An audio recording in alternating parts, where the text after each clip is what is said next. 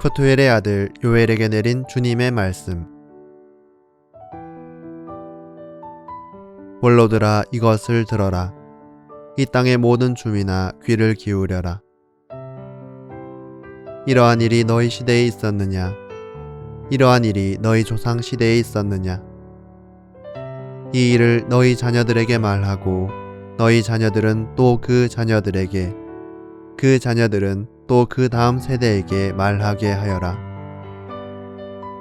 풀무치가 남긴 것은 메뚜기가 먹고, 메뚜기가 남긴 것은 누리가 먹고, 누리가 남긴 것은 황충이 먹어버렸다.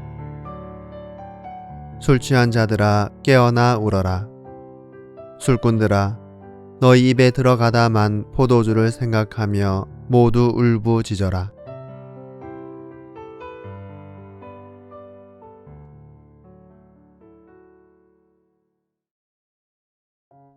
첫째, 주님은 하느님이시다. 요엘이란 이름은 주님은 하느님이시다 라는 의미를 가지고 있습니다.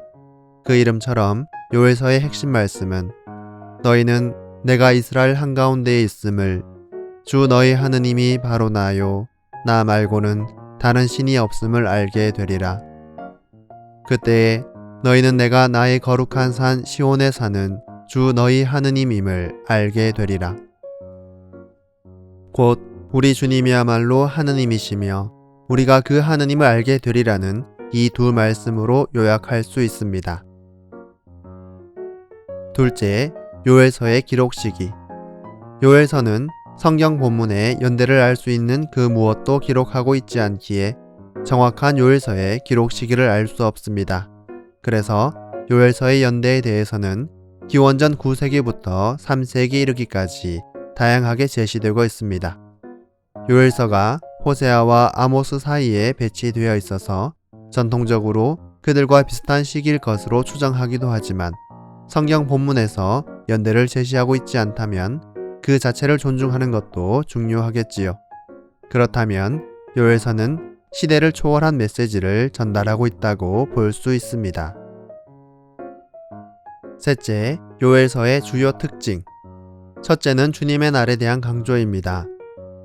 아, 그날, 정녕 주님의 날이 가까웠다. 전능하신 분께서 보내신 파멸이 들이닥치듯 다가온다.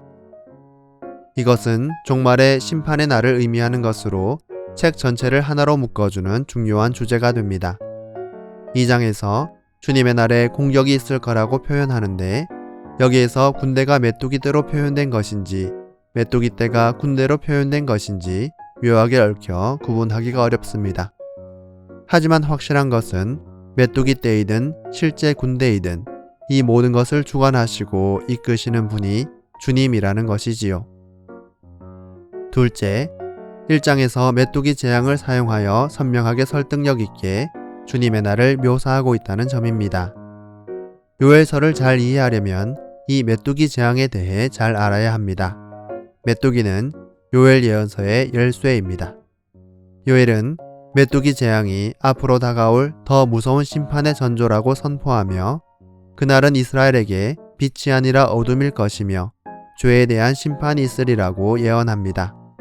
그 메뚜기는 앞서 예언자들이 선포했던 주님의 날이 꼭 오고야 말리라는 것을 상기시키지요. 요엘은 이 메뚜기 떼에 대해 수가 많고 힘센 민족이라 표현합니다. 풀무치가 남긴 것은 메뚜기가 먹고, 메뚜기가 남긴 것은 누리가 먹고, 누리가 남긴 것은 황충이 먹어버렸다. 한 종류의 메뚜기 떼만 덮쳐도 남아나는 것이 없는데 4종류의 메뚜기 떼가 계속해서 덮쳐 그나마 남아있는 것을 먹어치운다면 그야말로 초토화가 되고 말 것입니다. 셋째, 요엘서는 교회의 초석을 다진 두 사도인 베드로와 바오로에게 중요한 예언서입니다. 신약의 사도행전 2장에서 성령 강림 때 베드로 사도가 전한 메시지에서 인용하고 있는 부분이 바로 요엘서입니다. 오순절이 되었을 때 한자리에 모여 있었던 사람들에게 불꽃 모양의 혀들이 내려앉자 그들은 성령으로 가득 차 성령께서 표현의 능력을 주시는 대로 다른 언어들로 말하기 시작했지요. 그러자 당시 예루살렘에 모여있던 사람들이 놀라서 어찌 된 일인지 묻기 시작합니다. 이때 베드로가 설교하기 시작하는데 요엘서의 말씀을 인용하여 오순절 사건이 요엘 예언의 성취임을 다음과 같은 말씀으로 선포하기 시작합니다. 그런 다음에 나는 모든 사람에게 내 영을 부어주리라. 그리하여 너희 아들 딸들은 예언을 하고 노인들은 꿈을 꾸며 젊은이들은 환시를 보리라.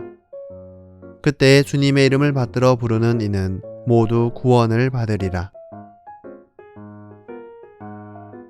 사도 바오로 또한 로마서 10장 13절에서 주님의 이름을 받들어 부르는 이는 모두 구원을 받을 것입니다 라고 하는 요엘서의 말씀을 인용하며 구원의 보편성을 선포합니다. 넷째, 회개의 중요성을 강조합니다. 요엘 예언자는 백성들, 원로들과 어린이들, 젖먹이들, 그리고 신랑 신부를 모으고 그들과 함께 사제들은 성전에서 울고 회개하면 주님께서는 당신 땅에 열정을 품으시고 당신 백성을 불쌍히 여기실 것이라고 호소하는데 이 말씀이 요엘서의 터닝 포인트가 됩니다. 그렇습니다. 무엇보다 우선해야 할 것은 회개입니다. 옷이 아니라 너희 마음을 찢어라. 그러나 회개가 전부는 아닙니다. 회개가 구원의 길이 되기 위해서는 하느님의 자비가 있어야 합니다. 이러한 맥락에서 탈출기에서 이미 언급되었던 하느님의 두 번째 이름, 그분께서는 너그럽고 자비로우니 분노에 더디고 자애가 크니 재앙을 내리다가도 후회하는 분이심을 요엘 예언자는 선포합니다.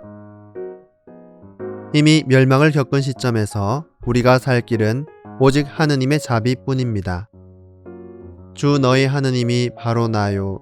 나 말고는 다른 신이 없음을 다시금 기억해야겠습니다.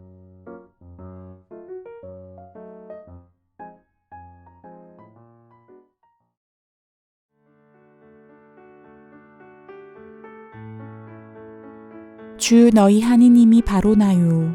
나 말고는 다른 신이 없음을 알게 되리라.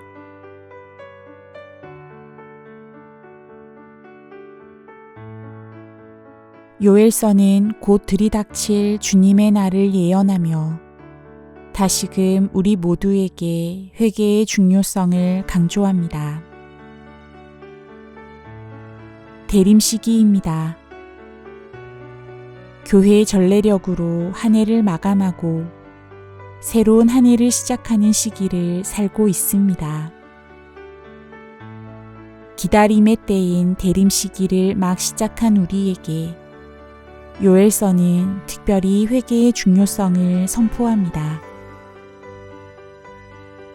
우리는 삶 안에서 내가 무엇을 회개해야 하는지 이미 잘 알고 있을지도 모릅니다. 하지만 이렇게 머리로만, 지성으로만 깨달은 회개는 또다시 그럭저럭 미지근한 상태로 머물다가 이내 끝나버리고 맙니다. 회심의 종착점은 바로 하느님과 그분의 나라를 찾는 것입니다. 이러한 종착점을 마음을 찢어 이해한 사람은 우리네 인생에서 무엇이 본질적인 것인가를 알아듣게 되고 그렇기에 나를 억압하는, 나를 자유롭지 못하게 하는 삶의 비본질적인 것에서 조금씩 이탈하는 법을 배워갑니다. 삶의 비본질적인 것들을 내려놓음, 포기는 그 자체로 목적이 아니라 참 목적을 향해 있는 여정입니다. 그 참 목적은 하느님 나라, 하느님과의 친교, 하느님과의 우정입니다.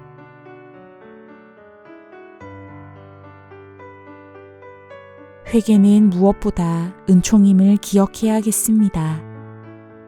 아무도 자신의 힘으로 회개할 수 없습니다. 은총이란 하느님께서 우리에게 주시는 것입니다. 하느님께 온 마음 다해 회개의 은총을 청하도록 합시다. 그분의 온유하신 사랑에 희망을 걸고 하느님의 아름다움, 선하심을 우러러보며 용기 있게 회개의 길을 걷는 대림식이 되시길 기도합니다.